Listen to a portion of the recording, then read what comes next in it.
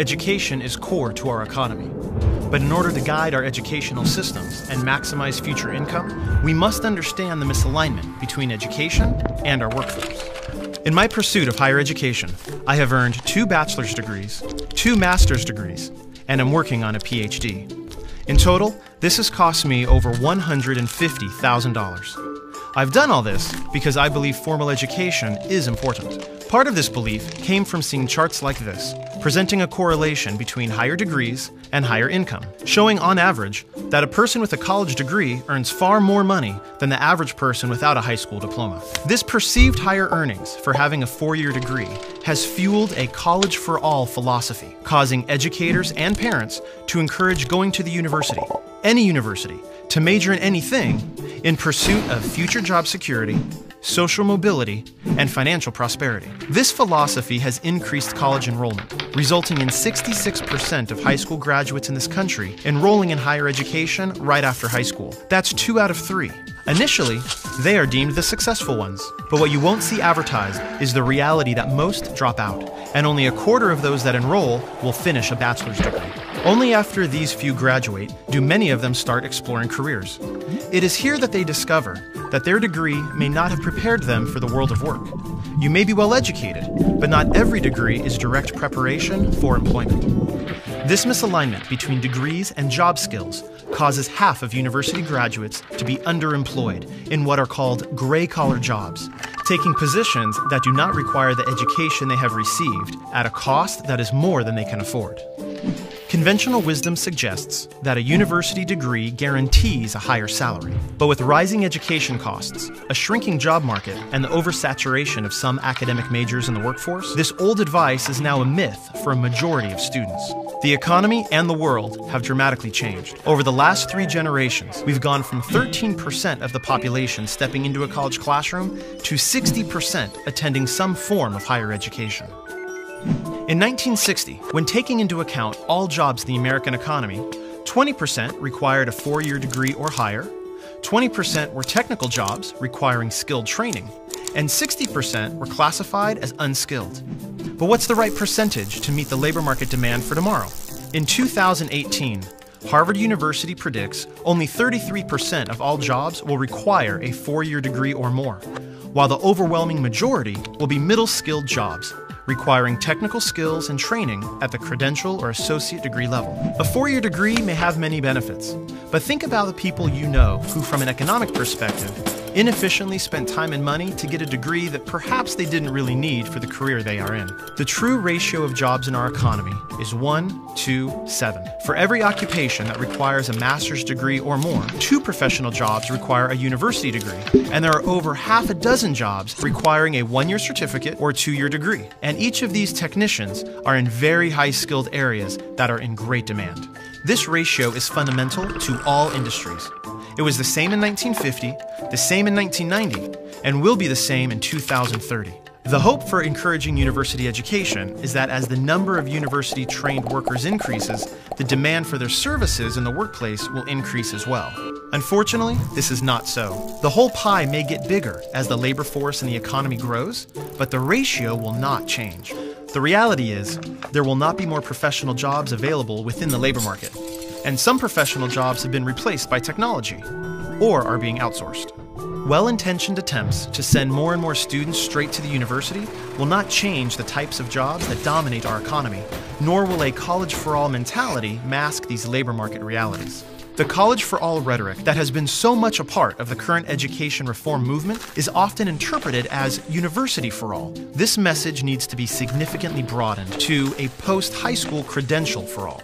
Students at various educational levels have left school without employable skills, setting up our children for failure, costing them and taxpayers millions.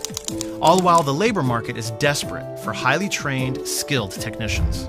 So, how do you position yourself for high-wage, in-demand jobs? Let's say you were considering a career as either an electrician or a business manager. You would find that the average annual income for electricians is $51,000. Only about half of the $105,000 average wage for management occupations. So at first glance, it looks as if getting a bachelor's degree in business is a no-brainer. But adding skills and ability into the picture adds a whole new dynamic. What if you have the potential to become an excellent electrician, but lack the skills and ability to be an excellent manager? Then you should be looking at projected incomes towards the bottom of the pay scale for managers and towards the top for electricians. You would then discover that electricians near the top of the pay scale make around $86,000, far higher than the income of a manager near the bottom of the pay scale at $52,000. Now, this is just one example, but the concept is true throughout all industries. The claim that you will make more money with an increased amount of education is not necessarily inaccurate, it's just incomplete. That advice is based just on the averages, but no one is perfectly average. Everyone has unique skills, talents, and interests. In fact, the income for the top individuals in a wide variety of skilled jobs that require an industry credential or 2-year degree is far higher than the average income for many occupations that require a 4-year degree. Nationally, associate degree earners range between $27,000 and $68,000, while bachelor's recipients earn between $34,000 and $97,000. But this data only accounts for the 25th to the 75th percentile of full-time adult workers. This means that 25% of associate degree holders earn more than $68,000 annually, and 25% of bachelor's degree holders earn less than $34,000. Our world has changed, and in this new economy, the university degree is no longer the guaranteed path towards financial success as it was for previous generations. And even if you do earn one, that education alone may not be enough. In today's highly technical, knowledge-based economy, having hands-on skills and perfecting what you're good at can be more valuable than getting a degree in something simply to get one. Employers want to know what you can do and what you can do well, not just what degree hangs on your wall.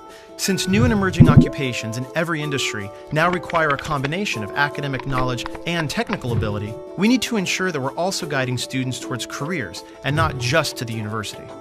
So, before enrolling in classes or deciding what you're going to do next in your life, step 1 is self-exploration. In addition to your interests, really analyze your talents and strengths. Step 2 is career exploration.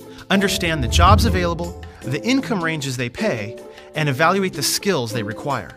Identifying an area that appeals to your interests, skills, and the labor market may be your first career.